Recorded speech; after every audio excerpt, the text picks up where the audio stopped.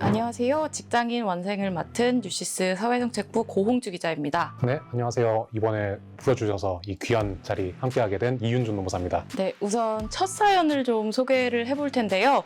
요즘 직장 내 괴롭힘 사건이 직장인들 사이에서 아주 핫한 주제죠. 사연 먼저 보겠습니다. 저는 3년차 직장인입니다. 아주 좋은 회사는 아니지만 오랜 취준 생활을 끝내고 합격한 첫 회사라 애정을 가지고 일하고 있어요. 하지만 최근 들어서 퇴사를 진지하게 고민하게 되었습니다. 올해 초 인사이동으로 새로운 팀에 오게 되었는데 팀장님이 종종 곤란한 발언을 하기 시작했거든요. 나는 A씨가 참 좋아. 막내에 대한 애정 표현이라고 생각해 별다른 의미를 두진 않았지만 점점 웃어넘기기 어려운 말들이 이어졌어요. 내가 결혼 전에 A씨를 알았다면 결혼을 안 했을 거야. 남자친구가 없다고? 남자들한테 아주 인기 많을 것 같은데 같은 발언들이요. 처음에는 제가 예민하다고 생각했어요. 하지만 은근슬쩍 손목을 잡는다거나 격려의 의미라며 어깨를 두드리는 행동까지 이어지면서 의사표현을 확실히 하는 게 좋겠다는 생각이 들어 팀장님, 이 발언은 오해를 살 수 있는 발언 같습니다. 라고 말했습니다. 그 말을 들은 팀장님은 그런 의미가 아니었는데 왜 그렇게 오해를 하느냐며 되레 저에게 화를 냈고 그 이후부터 주변 사람들도 알 정도로 저를 대하는 태도가 냉랭해졌어요. 부서 내 중요한 미팅이 있는데 저에게는 제대로 전하지 않았고 공개적으로 면박을 주기도 했어요.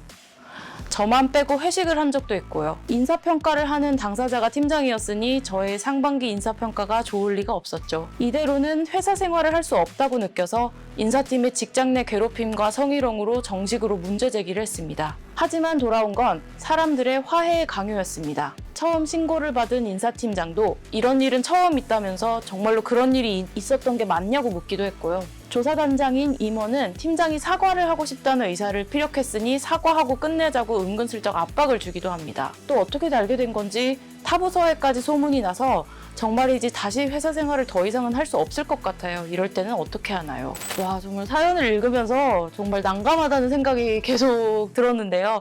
노무사님 좀 어떻게 보셨나요? 이게 그 직장 내 괴롭힘 예방법 이래서 제정됐다는 생각이 드는 그런 사연이었습니다. 네, 노무사님도 말씀을 해주셨지만 현행법에는 명백히 직장 내에서 괴롭힘 행위를 하면 안 된다는 조항이 있는데요. 좀 더 명확하게 설명을 해주신다면요. 제가 직장 내 괴롭힘법이라고 말씀을 드렸지만 엄밀히 말하면 그 방지법이 따로 있는 건 아니고요. 근로자들의 기본적인 권리를 보호하는 법인 근로기준법 제26조의 2 이후로 쭉 규정되어 있는 법조항입니다. 이게 지난 2019년 5년 전에 처음으로 법 개정으로 신설이 됐고요.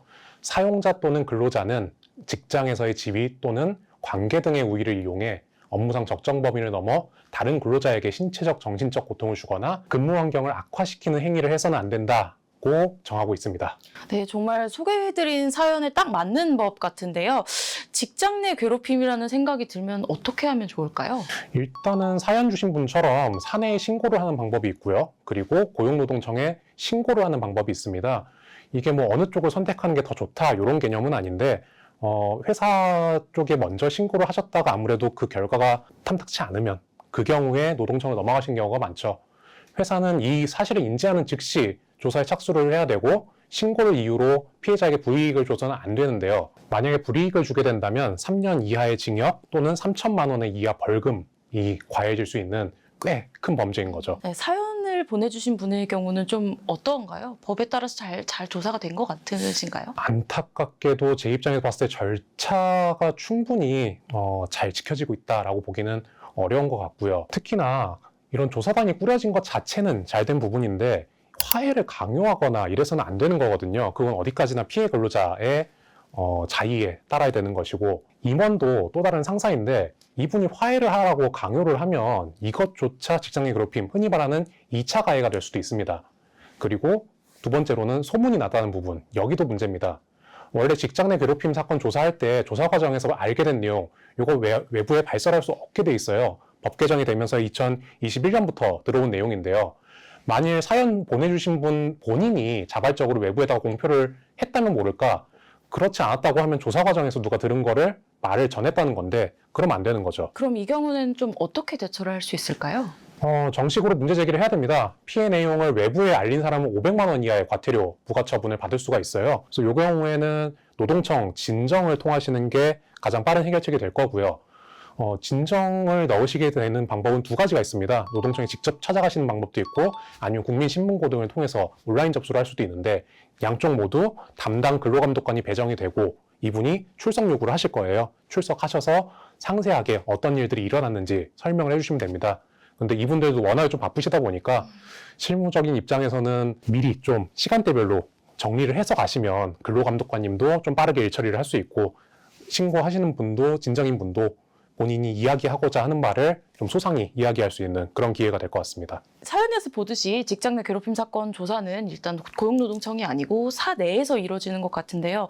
만일 조사 과정이 좀 부실하다거나 공정하지 못하다는 생각이 들면 어떻게 해야 될까요? 이 경우 두 가지로 좀 나눠서 볼 수 있을 것 같아요. 첫 번째는 대표이사님이나 사장님 이런 분들이 직장 내 괴롭힘 행하신 경우가 있을 거고 그냥 일반 상사가 하는 경우가 있을 겁니다.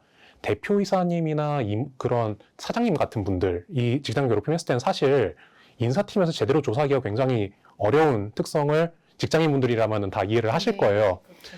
그래서 회사로 신고를 하셔도 되는데 그 경우에는 좀 회사 입장에서도 외부 노무법인이나 로펌에다가 의뢰를 해서 직장 괴롭힘 조사를 하시는 게 상호 간에 오해도 발생하지 않고 정상적인 조사가 진행될 수 있는 그런 방법이고요.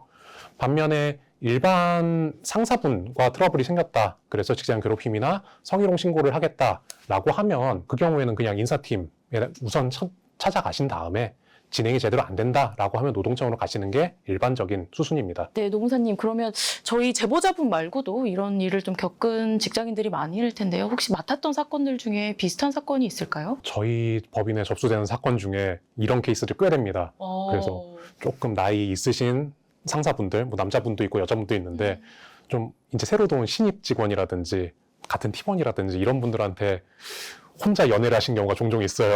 네, 요즘 유행하는 고백 공격이라는 네, 그런 사건이네요. 그래서 그 경우에는 저희가 맡아서 사건 진행하고 조사하면서도 되게 좀 난감할 때가 많은데요. 사실 하신 분들은 본인은 선이었다 이런 얘기를 꼭 하시지만 받아들이는 입장에서는 아닐 수 있거든요. 그리고 이번에 제보 주신 요 사건하고도 비슷하게 이 경우에는 직장인 괴롭힘으로 인식될 수 있는 내용도 섞여 있을 수 있고 성희롱으로 좀 보일 수 있는 내용도 섞여 있어요. 지금 이 건에서도 제보자분 손목을 팔을 만진다든지 등을 두드린다든지 이런 내용들 이건 얼마든지 직장의 성희롱까지도 발전될 수 있는 인정될 수 있는 내용이거든요. 조금 부가적으로 절차를 설명을 드리자면 만약에 직장의 성희롱 같은 경우에는 특히 최근에 법이 바뀌었습니다.